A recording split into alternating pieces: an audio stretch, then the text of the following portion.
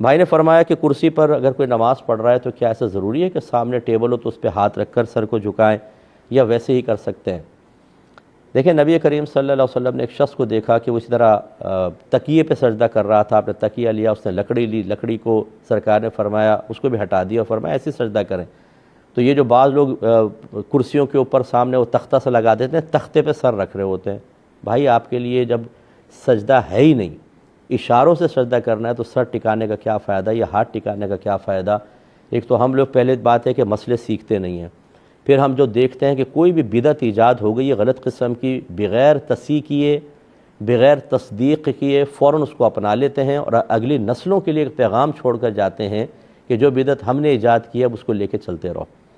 اس لیے خدا را مساجد کے اندر بھی اس قسم کی خرافات بہت زیادہ ہو رہی ہیں اور یہ کمیٹیوں پر بہت بھاری ذمہ داری ہے، علماء سے پہلے اس پہ فتویٰ لیں، پھر اس کے بعد اپنے مساجد کے اندر کوئی چیز جاری و ساری کریں تاکہ لوگ خلاف سنت نماز ادا کرنے سے بچیں۔ تو کرسی پہ جب آپ نماز پڑھیں گے کسی چیز کو اٹھانے کی ضرورت نہیں، کسی چیز پر ماتھا ٹیکنے کی ضرورت نہیں، رکوع میں تھوڑا کم جھکیں، سجدے میں تھوڑا زیادہ جھک جائے، بس آپ کی نماز ہو جائے گی۔ بسم اللہ الرحمن الرحیم۔ یہ کسی نے پوچھا تھا کہ کسی نے کہا ہے کہ جنت البقیع دنیا کا واحد قبرستان ہے جہاں عذاب الہی نازل نہیں ہوتا بلکہ صرف رحمتوں کا نزول ہوتا ہے، اور یہاں دفن شدہ ہر شخص بخشا جائے گا کیونکہ ایمان کی حالت میں مدینے میں موت آنا بھی بخشش کی علامت ہے۔ کیا یہ بات صحیح ہے؟ دیکھیں یہ دعویٰ مطلب خود ساختہ ایک دعویٰ ہے، ایک ہوتا ہے حسن ظن قائم کرنا اور ایک ہے کہ حقیقت حال تو یہ ہے کہ جنت البقیع کے اندر نبی کریم صلی اللہ علیہ وسلم کے زمانہ اقدس کے منافقین بھی دفن کیے گئے ہیں، اور وہ منافق تھے جو منافقین اعتقادیہ تھے کہ جو نبی کریم کو دل سے نبی تسلیم نہیں کرتے تھے اور وہ مطلب صرف ظاہری طور پہ کلمہ پڑھتے تھے، تو کیا ان کے اوپر رحمت نازل ہوں گی؟ لازم بات ہے کہ ان کو تو عذابات قبر ہوں گے۔ تو اس لیے یہ کہنا کہ جنت البقیع میں جو بھی مدفون ہوگا اس پہ عذاب الہی نازل نہیں ہوگا، وہ کیوں؟ دوسری بات ہے کہ کیوں نہیں ہوگا؟ اگر وہ کہتے ہیں کہ اس میں صحابہ کرام مدفون ہیں تو پھر اس کی تخصیص کیا جنت المعلا کے بارے میں آپ نے کیوں نہیں کہا کہ مکہ کے اندر جو جنت المعلا ہے اس میں بی بی خدیجہ الکبریٰ رضی اللہ تعالی عنہا جو سب امت کی والدہ ہیں وہ مدفون ہیں، تو وہاں پر پھر یہ حکم کیوں نہیں لگایا آپ نے؟ واحد اس کو کیوں کہا؟ اور اب بھی بہت سے ایسے ہوں گے جو منافقین، جو بد مذہب قسم کے لوگ اگر وہاں مدفون ہو جاتے ہیں، جیسے جس کا وہاں انتقال ہوتا ہے جنازہ پڑھایا وہیں دفن کر دیا، تو کیا آپ یہ گمان کرتے ہیں کہ اس کے بارے میں بھی ایسا ہی ہوگا؟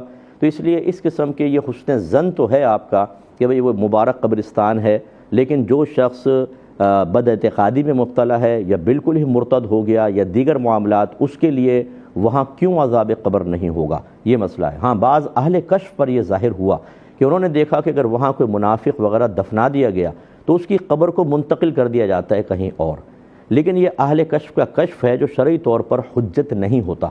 باقی یہ ضرور ہے کہ نبی کریم صلی اللہ علیہ وسلم نے ارشاد فرمایا کہ جس سے ہو سکے وہ مدینے میں مرے، کیونکہ جو مدینے میں فوت ہوگا میں بروز قیامت اس کی شفاعت کروں گا۔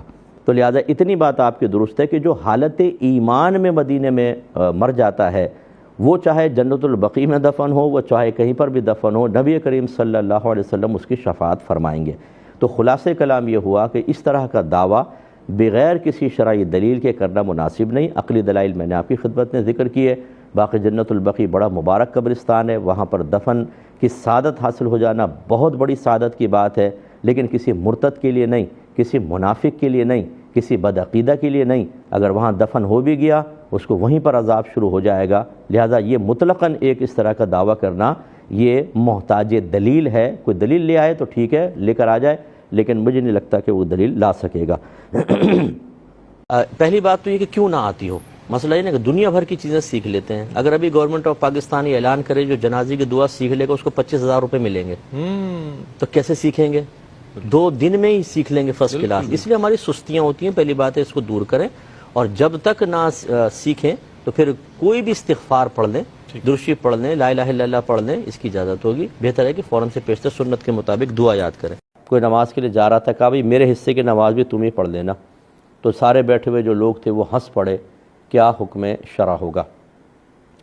دیکھیں اس میں اصل میں اللہ تبارک و تعالیٰ کی فرض کردہ ایک بہت ہی اہم عبادت کے لیے تحقیر کا پہلو ہے۔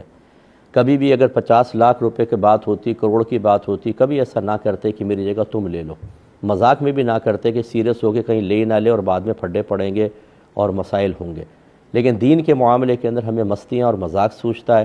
اس کی وجہ یہ ہے کہ دنیا کیش ہے اور آخرت ادھار ہے، انعام بھی ادھار ہے اور سزا بھی ادھار ہے، اس لیے ہم زیادہ مستیوں میں آ جاتے ہیں۔ اگر اللہ تعالیٰ کی طرف سے ایک غیبی ڈنڈا مقرر ہوتا کہ جو نماز قضا کرے گا یا نماز کا مذاق اڑائے گا تو زور سے آگے سر پہ لگتا اور بلڈ نکل جاتا اور سر پھوٹ جاتا آدمی کا، پھر کوئی بھی جرأت نہ کرتا۔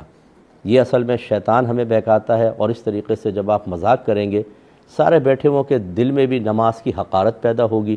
جو نمازی ہے بیچارہ وہ بعض اوقات احساس کمتری کا شکار ہو جاتا ہے، جھینپ میں مبتلا ہو جاتا ہے، جھینپ جاتا ہے اور بیچارہ جان بچا کے بھاگتا ہے۔ یہ آپ نے کون سا بہادری کا کام کیا؟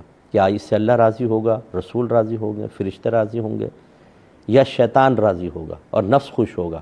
تو جو نفس اور شیطان کی اس طرح کی غلامی کرے، فقہا کے نزدیک وہ دائرہ اسلام سے خارج ہوگا کہ جو فرض کردہ عبادت کا اس طرح مذاق اڑائے، اور جتنے اس پہ ہنسے اور خوش ہوئے ان سب پر اور یہ کرنے والے پر بھی تجدید ایمان اور تجدید نکاح لازم ہے۔ خدا را اپنے مذاقوں کا نشانہ دین کو نہ بنا۔